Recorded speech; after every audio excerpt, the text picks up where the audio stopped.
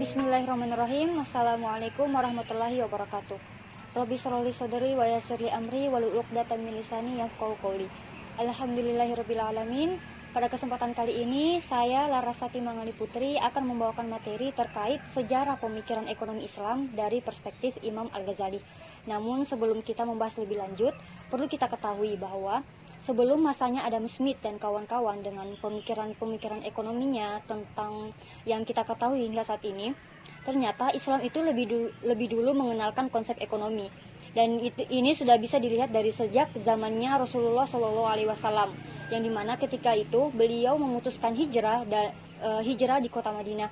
Dan ketika beliau datang di kota Madinah, hal yang beliau lakukan itu ialah mendirikan masjid, yang dimana masjid itu tidak hanya diperuntukkan untuk kegiatan ibadah saja, melainkan masjid tersebut digunakan untuk tempat berkumpulnya aktivitas umat muslim pada saat itu.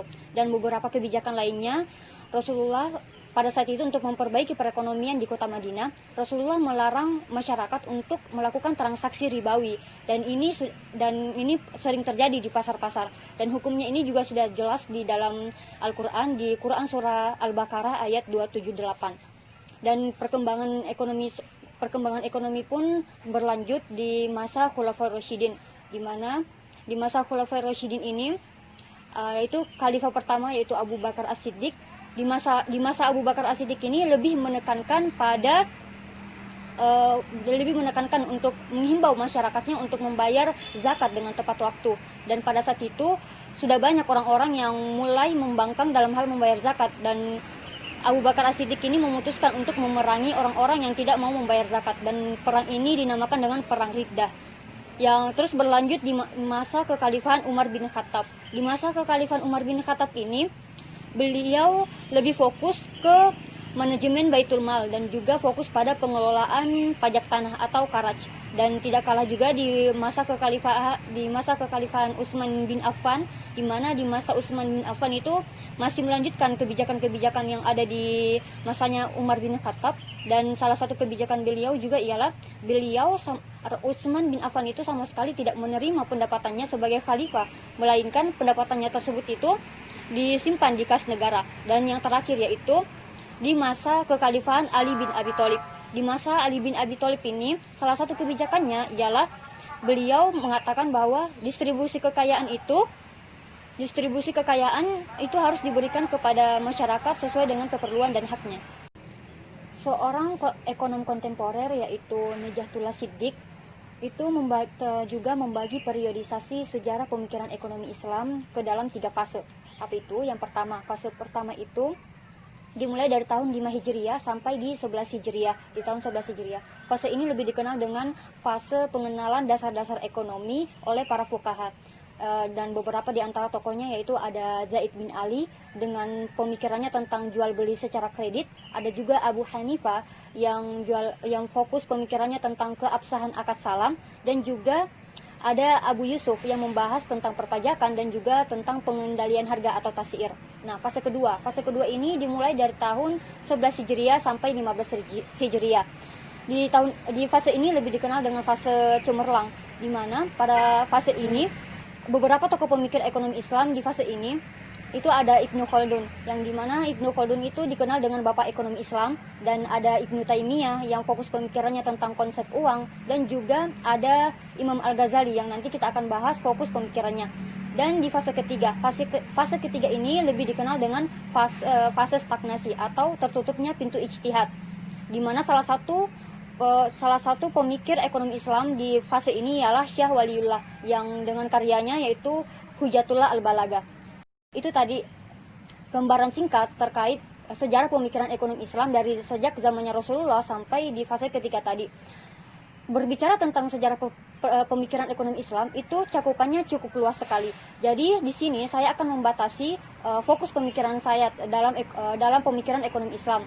Ya, saya di sini akan membahas terkait pemikiran ekonomi dari perspektif Imam Al-Ghazali. Nah, seperti yang sudah saya katakan tadi, bahwa di fase kedua itu kan ada Imam Al-Ghazali. Jadi Imam Al-Ghazali ini berada di fase kemapanan ekonomi yang terjadi di pertengahan dan akhir di masa dinasti Abbasiyah.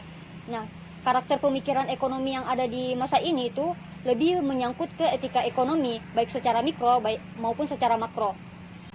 Pemilik nama lengkap yaitu Abu Hamid Muhammad bin Muhammad Al-Tusi Al-Ghazali lahir di kota Tus pada tahun 405 Hijriah atau di tahun 1058 Masehi. Beliau ini memiliki latar pendidikan yang sangat bagus, meskipun beliau memiliki seorang ayah yang hanya seorang pemintal benang.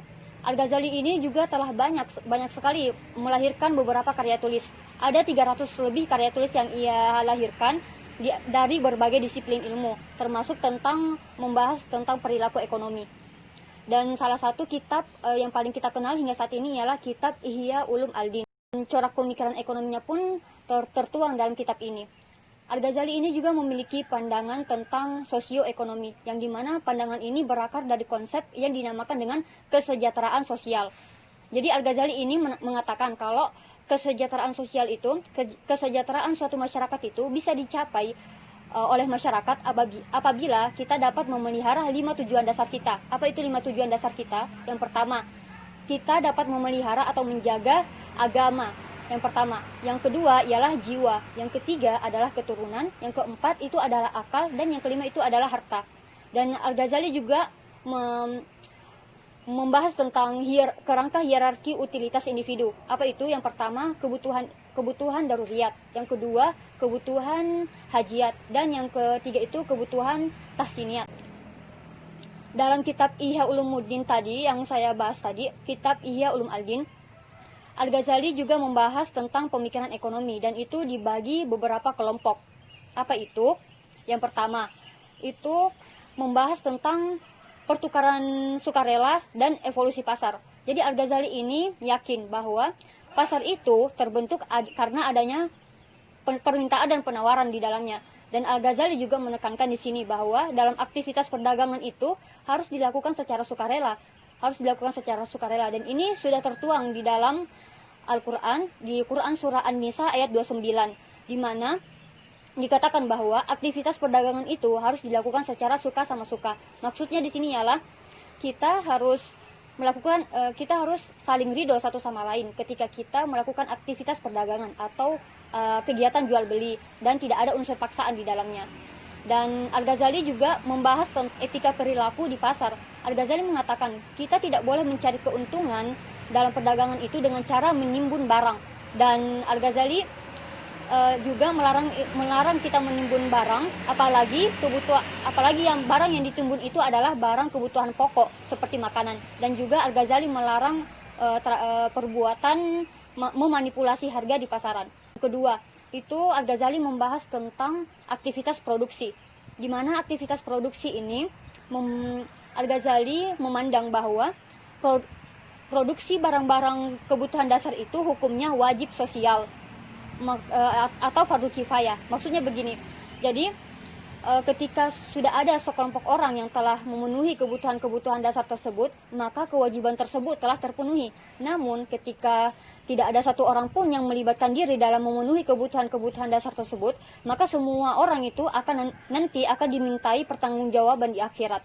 Dan dalam aktivitas produksi ini, Al-Ghazali juga mengakui adanya tahapan-tahapan produksi sebelum produk tersebut dikonsumsi atau digunakan. Al-Ghazali mengatakan begini, petani itu memproduksi gandum, lalu kemudian tukang giling mengubahnya menjadi tepung, lalu tukang roti mengubahnya menjadi roti dari tepung tersebut.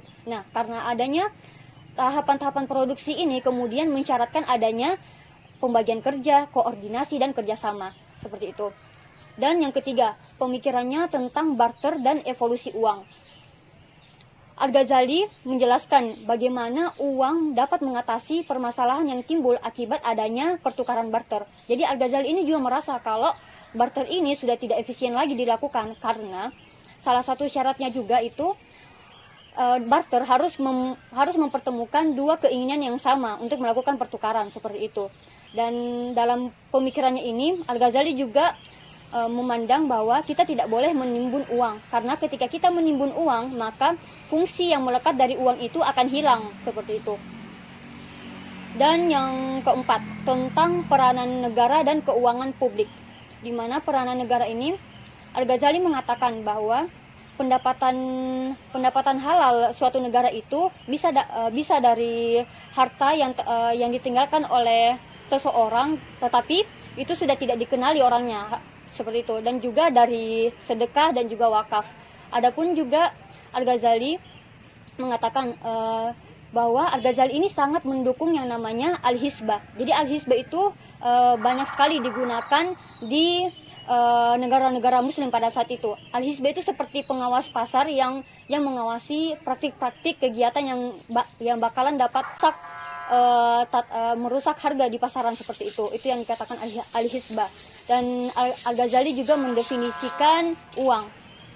Al-Ghazali mendefinisikan uang sebagai cermin, di mana uang dianggap sebagai cermin, di mana cermin itu tidak memiliki warna, tetapi dapat merefleksikan semua warna. Begitupun juga dengan uang.